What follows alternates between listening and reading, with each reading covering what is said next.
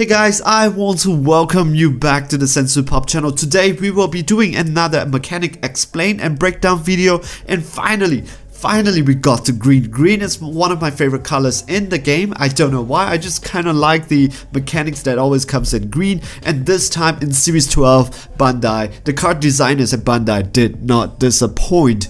This series is looking to be one of the wackiest, the most fun, the more craziest, and green, it's gonna take it up another notch. You thought that you've seen Launch. You thought that you've seen King Piccolo. You have not seen green yet. And we are going to be kicking off with one of the most debated leader, or the most debated mechanics in this series, Lord Slug. One of the craziest one I've seen, because I don't even know. Usually I start this video by saying, okay, what type of deck this is. For me, I don't know.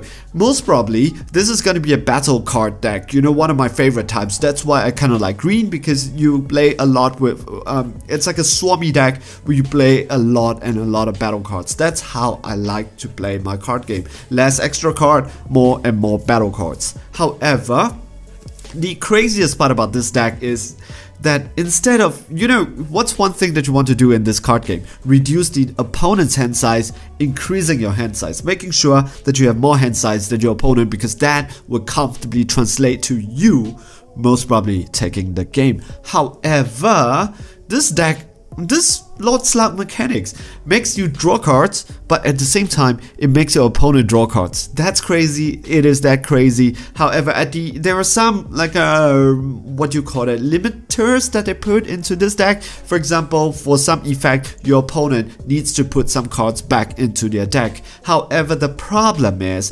that when they draw cards, you're helping your opponents to get the cards that they need, and then putting back the cards that they don't need back into the deck. So I'm not too sure if it is worth the trade-off, because you're going to be drawing quite a lot of cards at the same time together with your opponent. And if your opponent has 7 or more cards in their hands, you get to cheat out some of your big pieces. So make your opponent have a lot of cards in their hands, then you get to cheat out some of your big pieces. Is it worth the trade-off? I'm not too sure. This is what this mechanics explain and breakdown video is all about. Let us take a look at the deck, alright?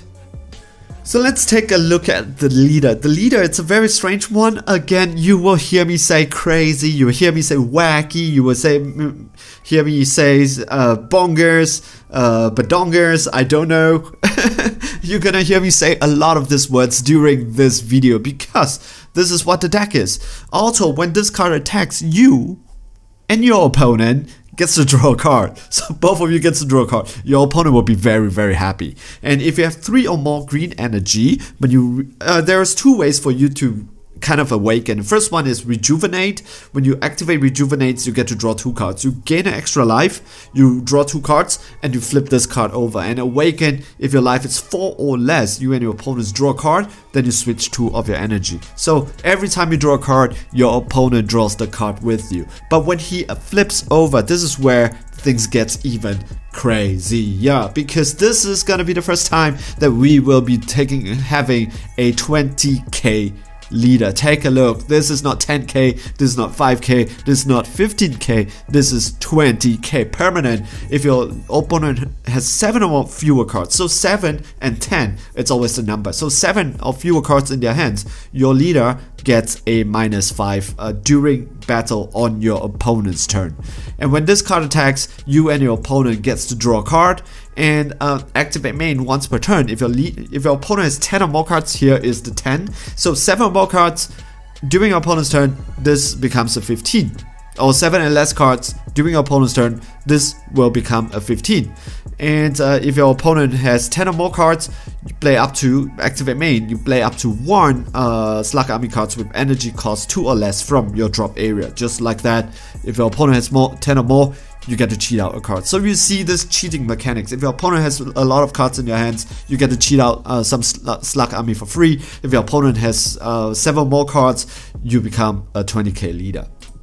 Alright, so let's take a look at the Unison card, because this leader kind of have to play together with the Unison card. Their mechanics kind of link pretty well together. Rejuvenate, 4 markers, and you could rejuvenate your leader. What is rejuvenate? Like I said again, there's a primary secondary cost. Secondary cost is whatever the card states. Over here it says 4 markers. Primary cost, it's 1 card underneath this card, and dump it into the drop area. And activate main, tap 1. If your leader card is a mono green card, you can play this card with 1 marker. If your opponent again has 7 or more cards, see this mechanics that comes into play. Ensure that your opponent has a lot of cards in their hands. Once they reach a certain amount, your mechanics comes and chip in. So I'm not too sure whether is it a good trade-off in the end, like I said again, but it's up to you to make that opinion, or maybe after playtesting we will know, right? So activate main +1, it's a pretty good one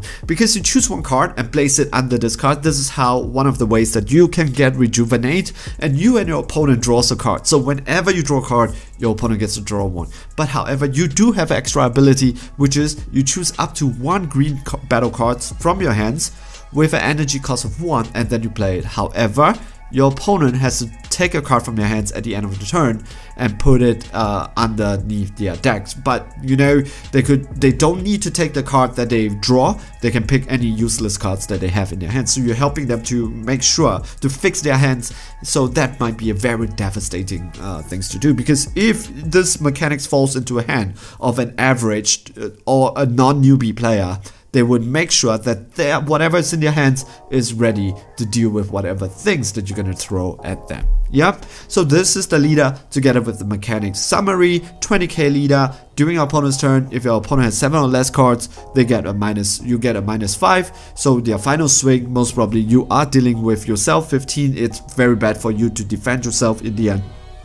However, 20k default, maybe it's good because it encourages them to drop their hands. If they drop their hands, they need less cards to deal with your leader, and with together you can awaken when you rejuvenate, and also you get to cheat out something which is 1 cost. So let's take a look at the 1 cost. One of the best 1 cost that you can play is definitely this particular guy, because he is unique. When you play this card, you and your opponent gets to draw a card. At the end of the turn, they need to take 1 of their cards from their hands and place it at the bottom of the deck. The activate main is very powerful because if your opponent has 7 more cards in their hands and 1 or more energy, you get to choose 1 mono green card with 19k or less, and then you play it. Just like that. So when you play him, if your opponent has 7 more cards, then you activate it and bam, you have something which is 19k. Take note, it does not say that it is 1 cost, 2 cost, 3 cost. If it's 19k or less, and if it's a Slug army cards, you get to play it. You have quite a bit of option here, and it feels very, very bad because it felt like cheating somehow if you're doing that. And the second card that I want to show you here is that it's Wings, the morale booster. Take note, this is not coming with the set. However, this is an uncommon card in Series 6. It's pretty easy to get. This is one of the 1 cost card that you can play that basically has barrier and reduces every single card in your hands that is Slug army by 1. Not specified 1 green, it's just by 1. So if there is 3 green, you cannot reduce it, but if it's 2 green and 1 non-colored, you can do that. Alright, and I'm gonna show you some of the battle cards. Take note that the battle cards are highly recyclable. One of the best cards that you are gonna be getting in this game is definitely gonna be Angela. Angela says that he is 19k, so you could play it with the Lord Slug Conqueror if you want to, because when you play him, the thing is this, that if you have 6 or less cards and your opponent has 10 or more cards, you get to draw 3 cards. So now it's 9 to 10 or more.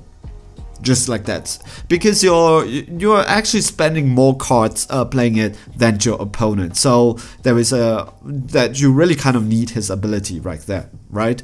And then the other card which is really good is Metamacha, Invader of Earth. If this card is in your drop area, tap 1, send him to warp. You play 1 Metamacha token, and after that, you and your opponents, each of you gets to draw 2 cards. The difference is your opponent has to take 2 cards from their hands and put it at the bottom of their deck. Okay, so what is Lord Slug army without? Okay, now you have the beautiful one, the good looking one, you have the weird one, and there is a dumb and the tough but dumb one that was a wing. However, I have not seen a proper wing card that's being released, so maybe there's more. There's definitely more cards to come.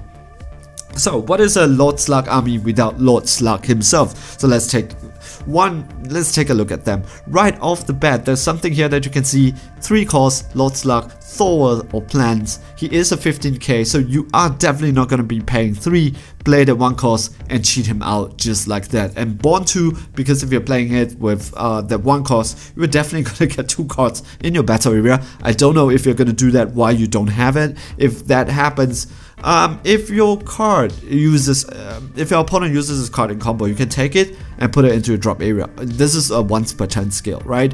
When you put it into drop area, you and your opponent gets to draw 1 card. And when this card is removed from the battle area by opponent skill or KO, you get to play 1 Green Slug army energy cost of 1 from your drop area. So this card itself, the battle cards in this deck is very recyclable, because if you take out any one of them, the common denominator is 1 drop. That is when everything gets destroyed. But if they destroy a 3 drop, the 1 drop comes out. If you destroy a 6 drop or higher cost, every single one comes out in the end. Yep, but you know this is a Xeno deck. That means a Dark Dragon Ball is going to be in play. So with this Dark Dragon Ball, put it underneath Lord Slug, go to your deck and bring out this Lord Slug. 20k, that means this card cannot be used, cannot be cheated out with your 1 cost card, but that 3 cost Lord Slug can. So 1 cost, activate main, bring out the 3 cost, slot it in, bring out the 4 cost, and this guy itself, when he plays, if you and your opponent has 3 or more energy, right? Your opponent has 3 or more energy, they can choose. They choose to take the Unison card and put it into the drop area. That's first choice. Even if they have 7 markers, they have to take the Unison card and put it into the drop area. How crazy is that? But it's a choice. If they don't want to, you and your opponent gets to draw a card, and your opponent chooses all their battle cards and KO them. Devastating. Extremely devastating. And this is a 20k, by the way. You are not going to be swinging with them, because in the end you will be tapping 2 to evolve on top of this big guy. Triple striker, permanent. When this card is in rest mode, your opponent cannot attack your leader card or your Unison card. However, he has no barrier, so your opponent it's very tempted to come and destroy this guy. Remember, on the way up, your opponent either destroy his Unison card or all his battle cards. Of course, not the ones with barrier, but with barrier, I would say that that's a little bit broken. But, you know, one of them. However, with this guy out there, when he is tapped, your opponent will be very tempted, because since they have no barrier, to take him out by a skill. But if they do that, that will be a big mistake, because in the end you get to play up to 1 Lord Slug from your drop area with energy cost of 3. This guy comes back, and then just to make sure that you can go up the chain once again, you get to bring your Dark Dragon Ball back into your hands. So that is the deck itself that you can see over here. There is a lot of benefit that you get if your opponent is there one more? No, I don't think so. There is a lot of benefit that you are gonna be getting if you manage to give your opponent the extra cards. So when you're drawing, your opponent is drawing, there are a lot of advantage for you to get it. However, is it worth the trade-off though? Is it worth the trade-off? You get to play a lot of battle cards and cheat out for free, and however, the problem is that when your opponent has a lot of cards in their hands, admittedly, there are some cards that make your opponents put it back into their deck, but like Meta Matcha, which is really good, you don't have to, but your opponent have to. However, they're not going to put in their best card back into their deck. They're going to put in their most useless card in your hands back to the deck. So you're kind of helping them to fix their hands so that they are ready for you. Is it worth the trade-off? Like I mentioned again, I'm not too sure. I don't want to make any comments here. I'm too afraid to make such comments until play testing is done. I would definitely be play testing this guy, the 4 drop and the 6 drop Lord Slug.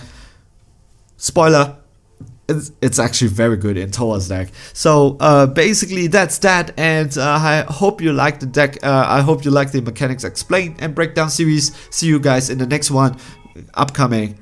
Those.